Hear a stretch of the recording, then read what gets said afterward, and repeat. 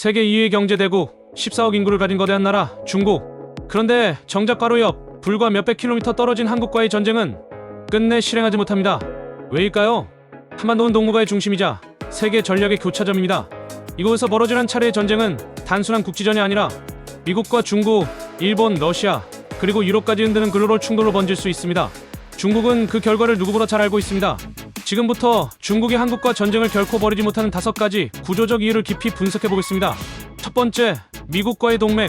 한미동맹이 만든 철의 장벽. 한국에는 약 2만 8천 명의 미군이 주둔해 있습니다. 서울 남쪽 평택에는 세계 최대 규모의 미군 기지인 캠프 험프리스가 자리 잡고 있죠. 이 기지는 단순한 주둔지가 아니라 인도태평양 전략의 핵심 거점입니다. 중국 입장에서 한반도는 자국의 심장부인 베이징과 불과 950km 남짓 떨어진 거리입니다. 그렇기에 이곳은 군사적으로도 민감한 공간이지만 동시에 미국의 견제 창구이기도 합니다. 만약 중국이 한국을 공격한다면 미국은 자동적으로 개입할 가능성이 높습니다. 미한상호방위조약 제2조는 이렇게 명시합니다. 한쪽이 무력 공격을 받으면 상대국은 공동으로 대응한다. 이 조항 하나가 중국의 모든 계산을 무너뜨립니다. 중국은 이미 대만 해협에서 미국 해군과의 위험한 근접을 경험했습니다. 만약 한국까지 공격한다면 미국, 일본, 호주, 필리핀 등 안보 네트워크 전체를 자극하는 연쇄 반응이 일어납니다. 게다가 주한미군은 단순한 상징이 아닙니다. 전시 작전 통제권, 정보 공유, 정찰위성, 항공모함전단, 해구산까지 포함한 복합 억제 시스템이 한국 방어에 연결되어 있습니다. 중국은 이런 시스템을 정면으로 마주할 능력이 없습니다. 한반도 전쟁은 중국 대 한국이 아니라 곧 중국 대 미국 동맹망 전체가 되기 때문이죠. 두 번째, 경제적 상호의존. 통보다 무서운 돈의 연결망. 21세기 전쟁은 총알이 아니라 무역과 금융으로 시작됩니다. 한국과 중국은 세계에서도 가장 복잡하게 얽힌 공급망 관계를 가지고 있습니다. 한국의 대중국 수출은 전체 수출의 약 20%를 차지하며 반대로 중국의 첨단 산업 생산망은 한국의 반도체, 디스플레이, 소재 기술에 의존하고 있습니다. 즉, 서로가 상대의 생명줄을 쥔 구조입니다. 전쟁이 일어나면 이 모든 연결이 끊깁니다. 삼성전자, SK하이닉스, LG, 현대자동차, 이 기업들의 중국 내 공장과 협력망은 하루 만에 마비되고 중국은 반도체 공급을 잃어버린 채 산업 심장부가 멈추게 됩니다. 중국 GDP의 약 18%는 수출이 차지합니다. 그중 절반 이상이 서방 시장, 나머지 상당 부분은 한국과 일본, 대만을 거칩니다. 한국과의 충돌은 곧 글로벌 공급망의 붕괴이자 자국 경제를 붕괴시키는 자해행위입니다.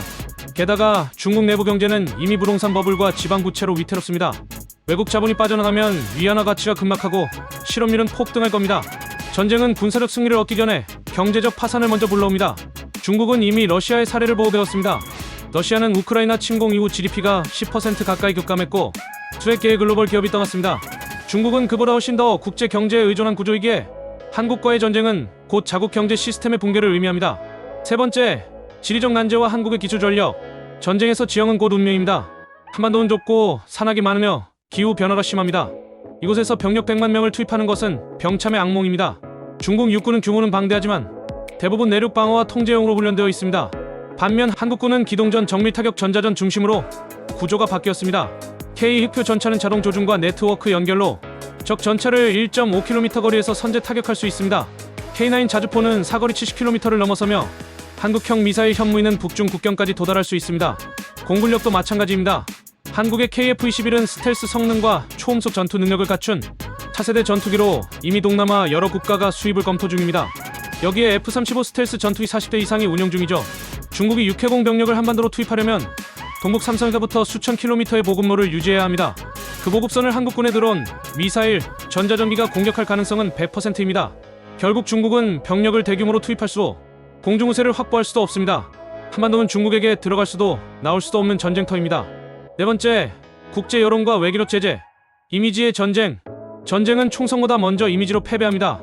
중국이 한국을 침공한다면 전 세계 언론은 민주주의 국가에 대한 침략으로 규정할 겁니다. 그 순간 UN, EU, 나토, G7, 아세안까지 움직입니다. 러시아의 사례에서 이해받듯 경제 제재는 순식간에 중국 금융과 무역을 마비시킬 겁니다.